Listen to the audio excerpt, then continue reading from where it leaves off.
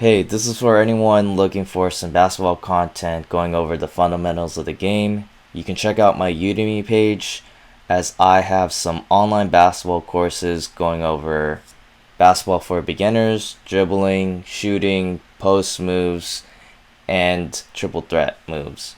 So you can get these courses for an affordable price.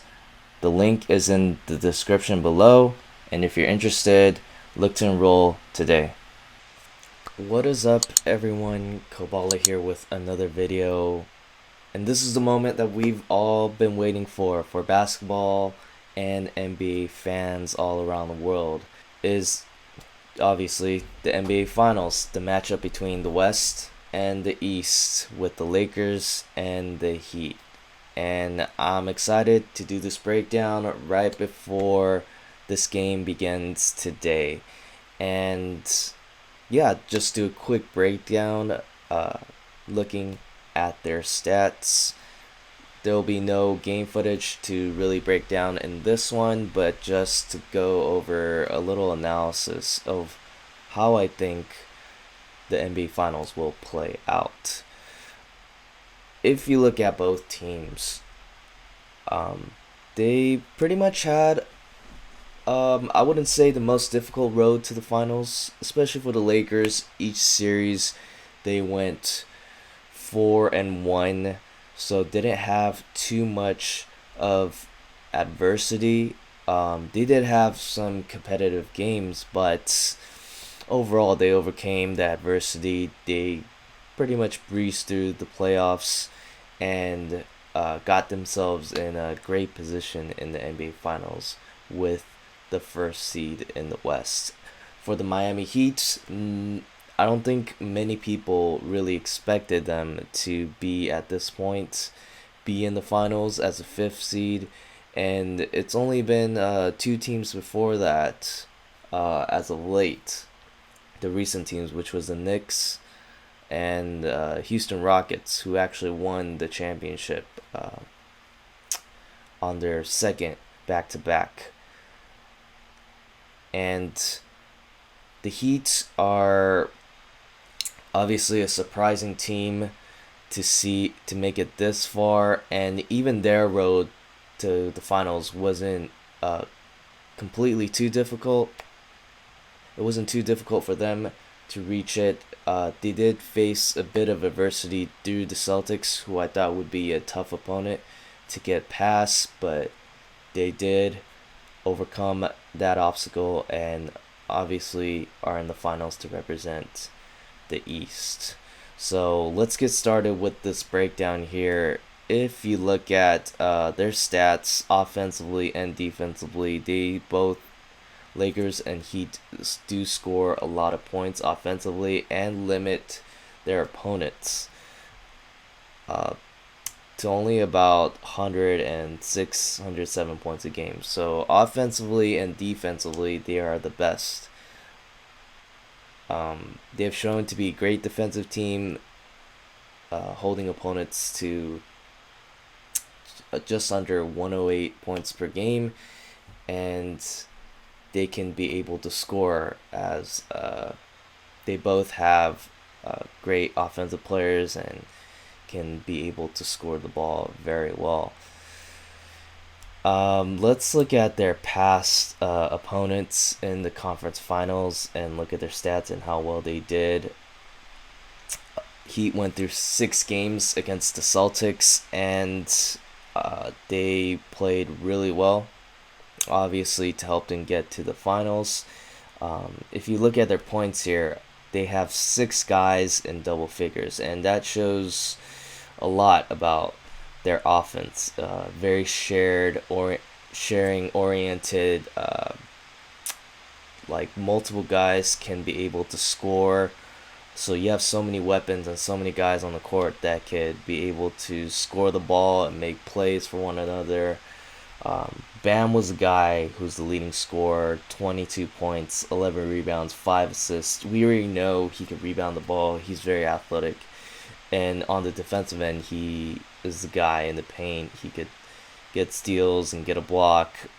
high percentage, can knock down the free throw. So he could pretty much do it all, as we mentioned in our previous breakdown. You got Dragic and Hero, kind of like a combo guards, can play the 2 and the 1, bring the ball up. Both great shooters, can be able to make plays and shoot off the dribble and take it to the hole. Jimmy Butler's their main guy, and even with him kind of being their main guy, he doesn't look to be ball dominant, but is willing to get everybody else involved, and rightfully so, because you have teammates that are that can make plays and are so skilled offensively. And you also have Duncan Robinson, who's a great shooter, spot up shooter, can knock down the three, and Jay Crowder, who also shoots the three, spreads the floor, great defensive player, and brings a lot of energy for their team. You obviously have guys like Iguodala that comes off the bench, Kelly Olynyk.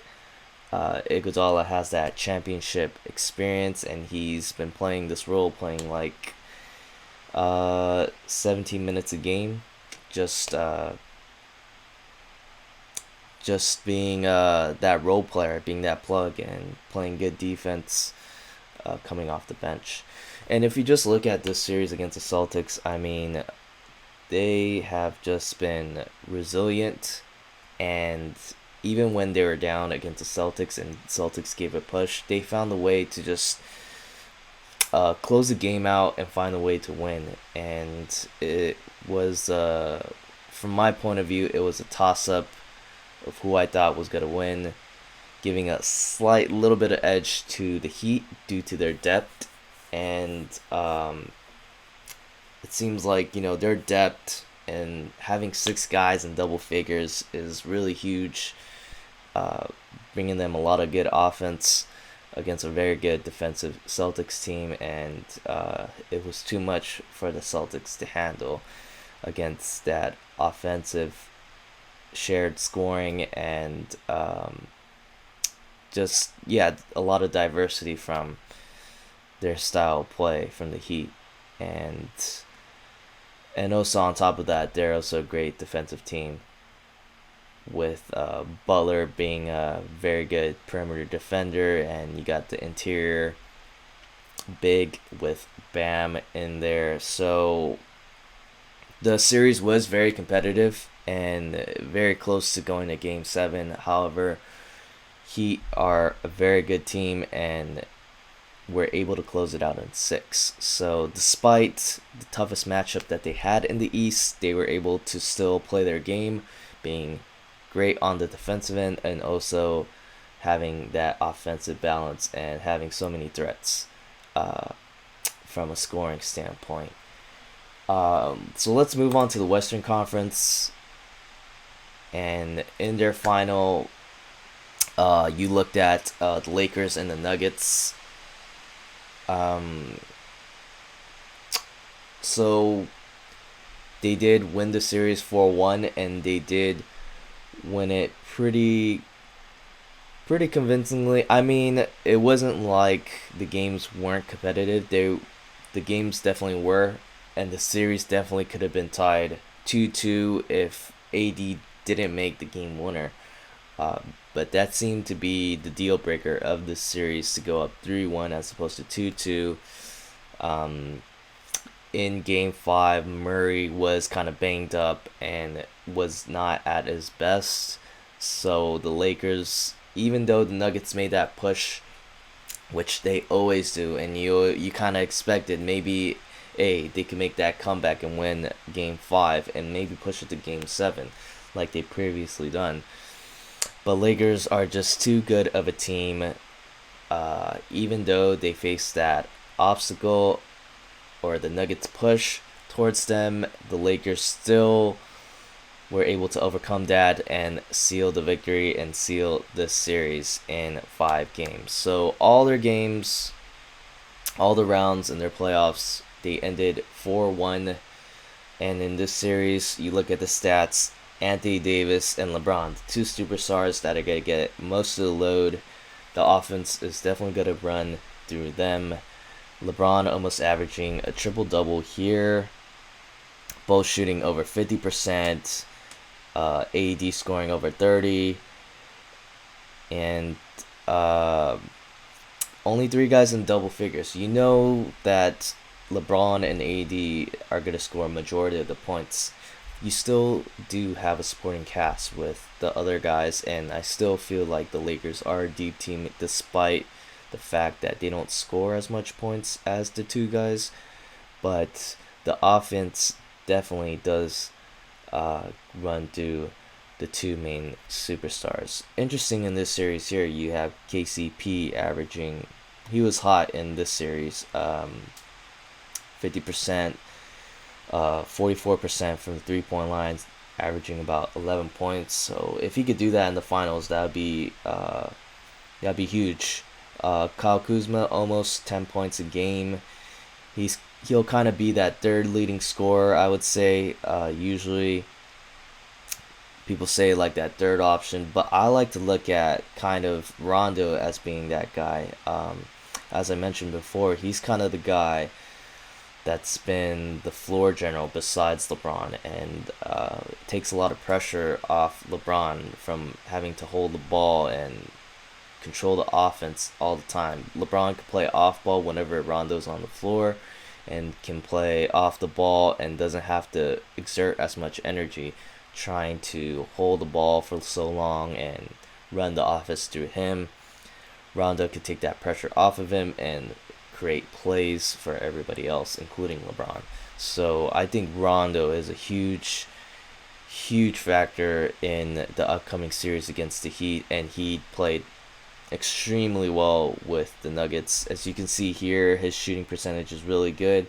Also shooting 45% from the three against the Nuggets. So that's a huge thing. I mean, people look at Rondo and they see he's not, they look at him and don't think he's much of a shooter. And most of his career, he really was not. But in the playoffs and as of late in his career, he's been really improving on his shooting, and it's been paying off in these playoffs. And we already know about playoff Rondo, what kind of player he is when he is in the playoffs, and he takes the game to another level and just plays like the vintage Rondo that he is. So let's look at the overall stats of their playoffs for the Heat. As we saw in the conference final stats, we do have 6 guys in double figures, 15 games, with their main leading scorer being Dragic and Butler. They're about tied in that category. You also have Hero coming off the bench, probably their 6-man, great shooter, great playmaking ability, and create his own shots, and also obviously make plays for others as well. Jay Crowder, another small forward, who's gonna bring a lot of energy, be there for defensive purposes. Duncan Robinson, another shooter, and Iguodala coming off the bench, bringing that energy and that defense. So as I said before, a lot of shared scoring. They like to share the wealth with the ball. Very unselfish, which I really like about the Miami Heat. Just very unselfish. On any given night, you could have someone, any one of those 6 guys, just kind of go off and score a bunch of points. So having that ability where you could have either one of those 6 guys just have a huge night, or even 7, including Iguodala, to have any one of those guys have a big night, which means that even though you have some of them having an off night, if you have a couple of them, 2 or 3 of them having a big night, they still have a really good chance offensively to do really well and to put themselves in a position to win the game. And on top of that, defensively, you know that they are really good in just playing excellent defense. they do go a bit smaller with Bam kind of being 6'9" power forward playing the center. So it'll be interesting matchup wise how they would go with the Lakers, because if you look at the Lakers, they actually have a lot of size with McGee and Dwight.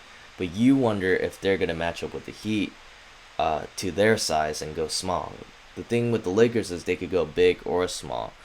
Um, the Miami Heat can, but I feel like the bigs for the Lakers are a bit better and defensively, more lengthier and are more athletic.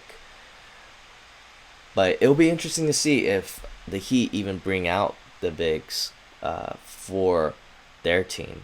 Because even if you look at Kelly Olynyk or Miles Leonard, they're bigs that can shoot and that can play in the perimeter. So we'll see if something like that will be a factor in this series here. If you look at the Lakers here, they only have 3 guys in double figures. You could say 4 with KCP averaging about 10 points. And again, you have the 2 superstars. They're going to get their 25 to 30 points with LeBron and AD.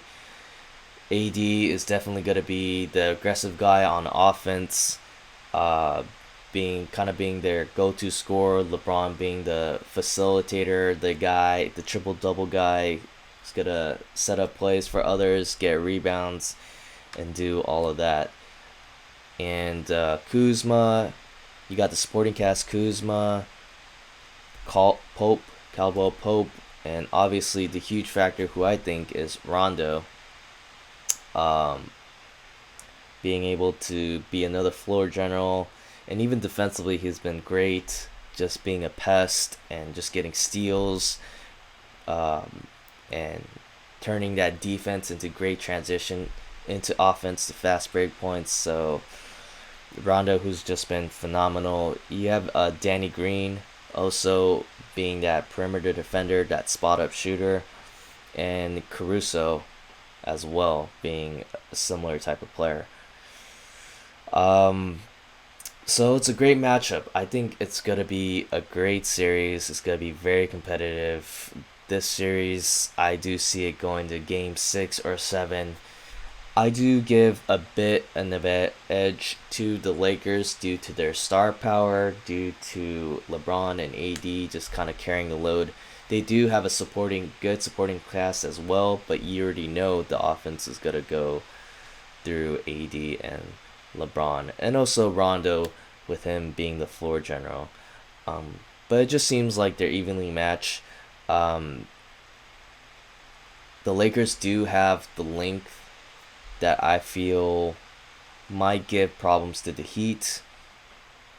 And defensively, they could hold down the Heat with their offense and kind of stifle their shooting a bit.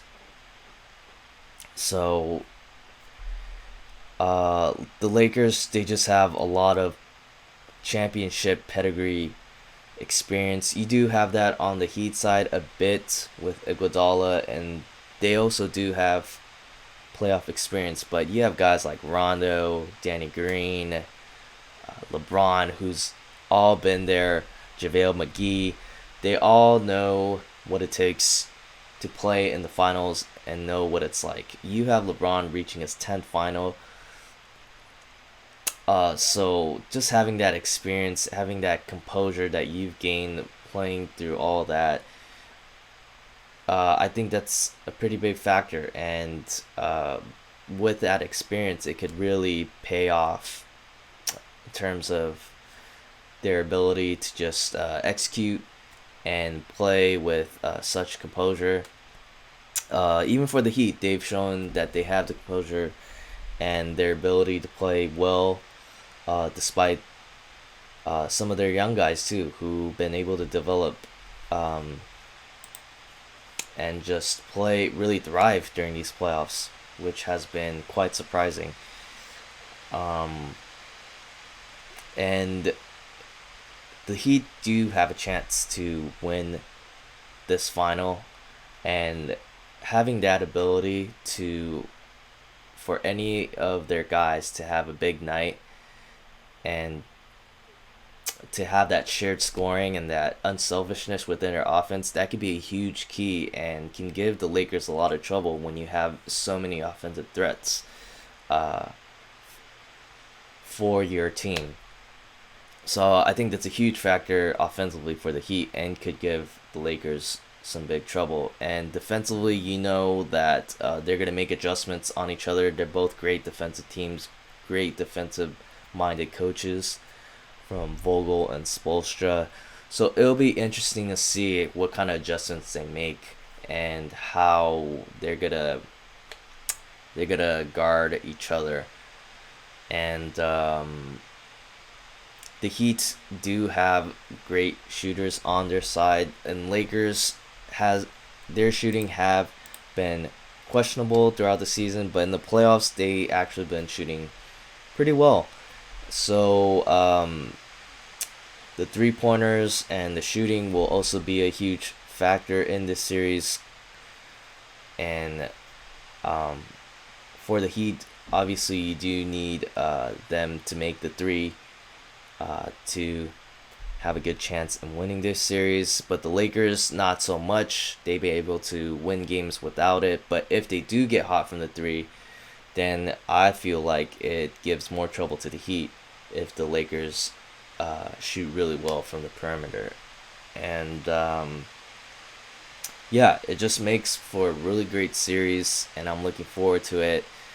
I do not think the Lakers will just blow past the Heat. In my opinion, I think the Heat will be a surprise and make it very competitive, and Heat do have a chance of winning the series. So let's not count them out just yet.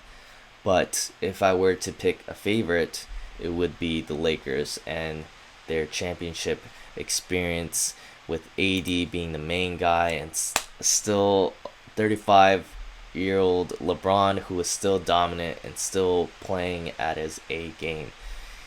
And I'm looking forward to it. And this will conclude our NBA Finals breakdown. Thank you guys for watching. If you have enjoyed this video, please drop a like, and if you haven't already subscribed, please do.